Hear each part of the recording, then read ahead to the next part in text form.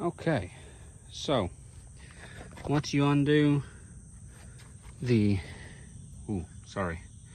the suction side, or the inlet side, and you do the outlet side from the bottom, it'll lean out this way and give you enough room to get the pump off.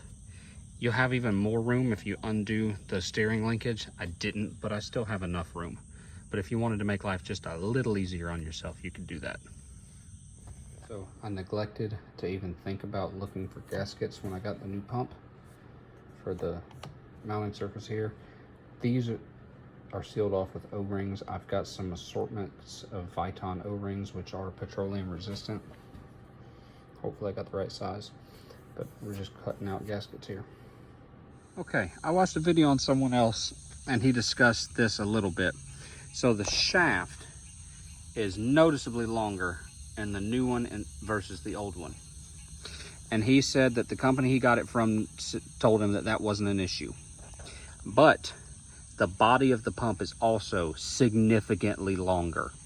So in addition to pulling the hydraulic pump, in order to change it, you also have to pull the starter. And then I'm gonna mount that and show you how you gotta get the starter back in there, because it is too long to get the pump in with the starter still in place. But you can get the starter in with the pump in place.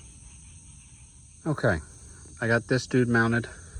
Somebody's gonna hate on me for hanging the starter like that, but oh well.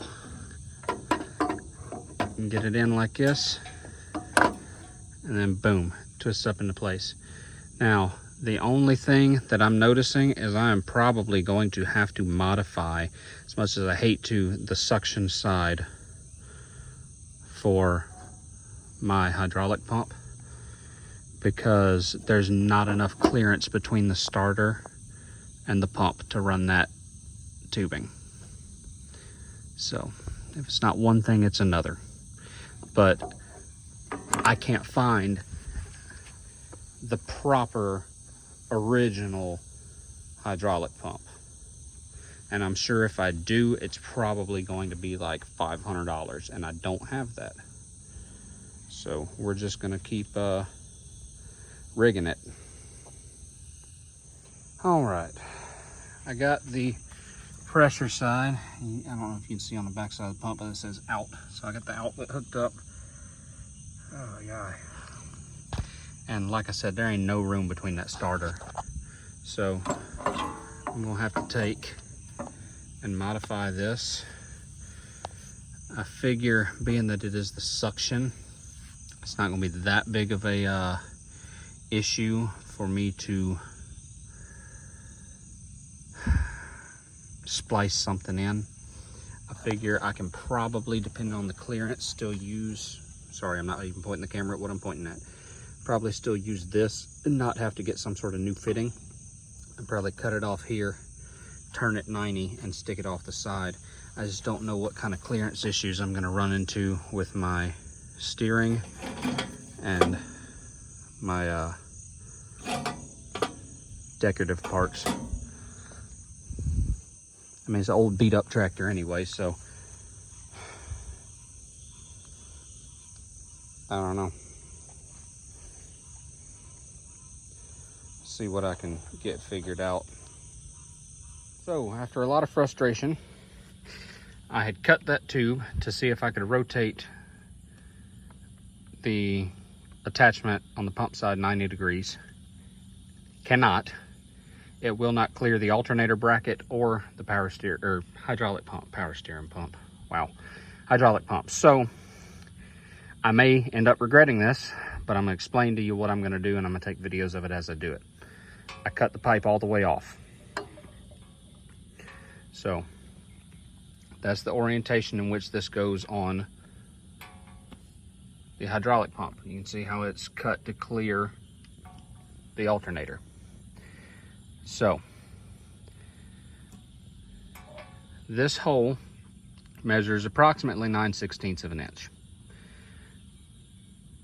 I'm going to take and angle this similar to how this is angled because of the direction of how this is drilled. I'm going to tap this to 3/4 NPT. I'm going to put a 3/4 inch NPT to 1 inch JIC, or I think it's number 10 AN, don't remember for sure, fitting in here. I'm going to have a hydraulic hose made that will run from here down to here. And I'm going to put a 1 inch double collar compression fitting on here that goes to a 1 inch NPT. Haven't decided if I'm going to leave it here or if I'm going to cut it further and attach it down here, but that is the game plan. We'll see how it all works out. Okay. Ended up tapping it to 1/2 inch NPT, not 3/4, because I would have blown out both of the bolt holes right here. I did wind up blowing through one of them, but whenever I took and went back through the bolt hole with the proper size drill bit, it didn't blow a hole through the fitting, and this is on the suction side. So we're going to cross our fingers and see what happens. Worst case scenario, I will have someone machine a fitting for right here. But I'm probably either not going to be able to put this back on at all, or I will have to cut a hole out for the hose because there's no room in here to run it. So it's going to have to come out here and then down. Haven't 100% decided how I'm going to do that yet,